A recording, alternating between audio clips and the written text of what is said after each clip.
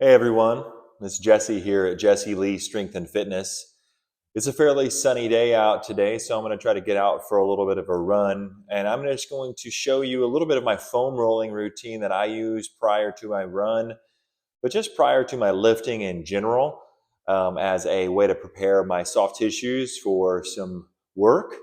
So let's just get started. I'll show you how we go here. So I typically would start off with my calves, and I will go just right behind my ankle joint, and I'll load it up with my other leg, and I'll just do some lateral side to side motions, and I just kind of slowly work up into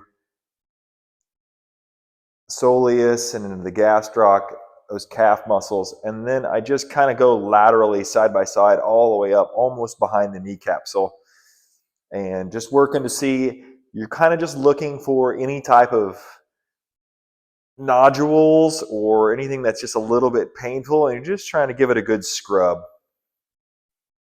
Then we'll go over to the other calf. Same thing, give it a little extra load with that top foot. I like to go side to side, kind of like just brushing those tissues side laterally, breaking up any adhesions in the muscle tissue. You can slightly lift your body weight just to add a little bit of load so you can kind of use yourself as this tripod position. My right calf is typically much more gross, so I will flex and extend, flex the ankle, do some ankle rolls, and just kind of work out any of the tissue.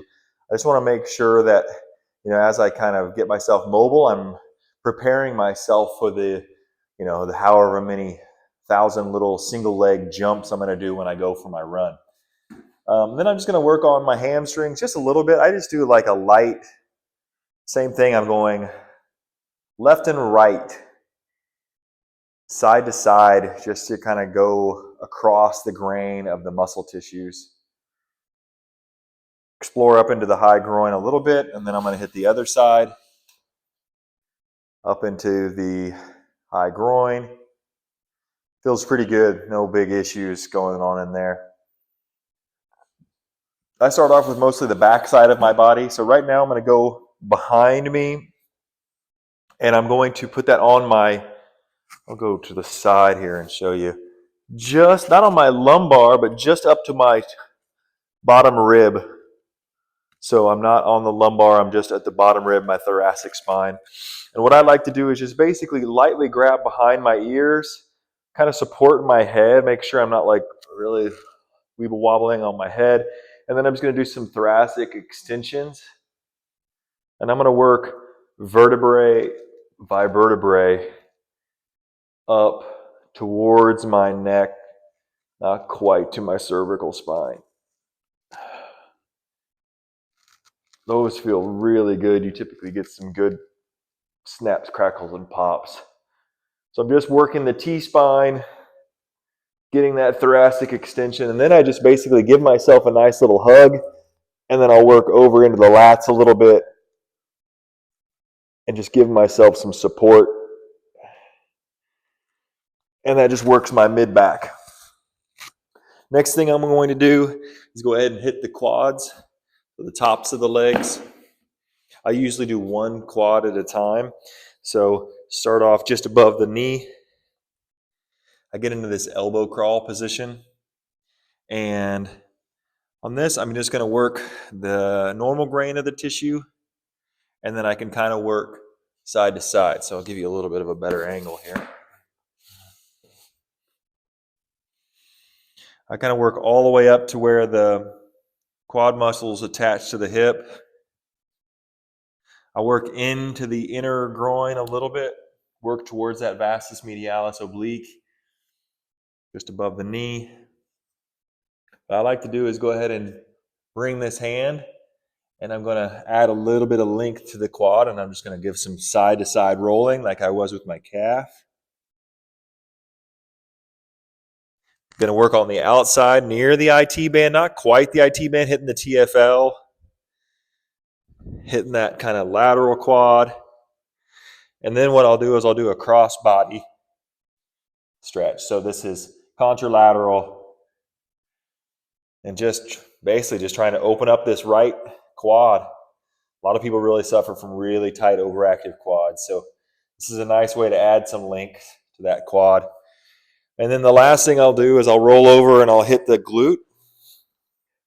So crossing the leg, leaning towards the crossed leg, and just working the upper outside, the piriformis, some of those muscles up in the upper glute med, all that good stuff. Just trying to open up that hip.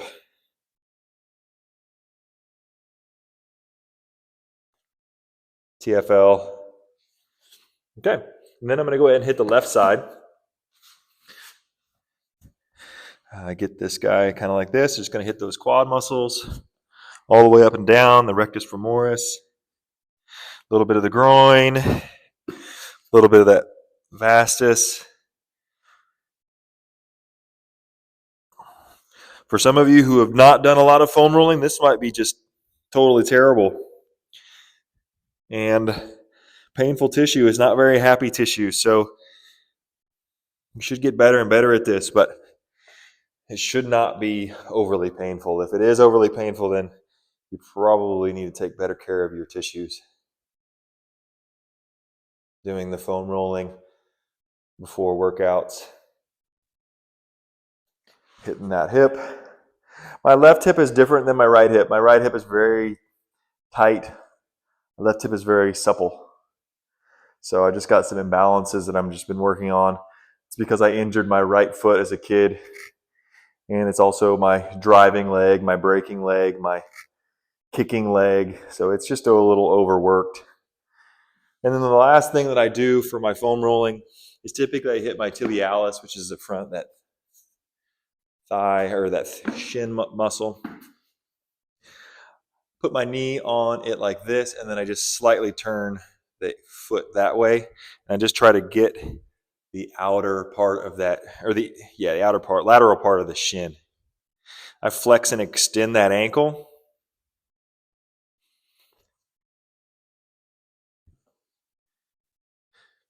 Do both sides. And that's it. That's pretty much all I do for the foam rolling. And I'll do that, whether before I run, before I lift weights. It feels really good. It kind of gets me feeling ready. And then for the run, I'll just do a few other mobilization things, a little bit of activation of my hips, and then I'm out on the road. So it shouldn't take you that long. The 10 or 15 minutes that you spend kind of preparing your body for your movement sessions is going to pay dividends. It's going to keep you in the game. So hope that helps. Thanks, and have a great day.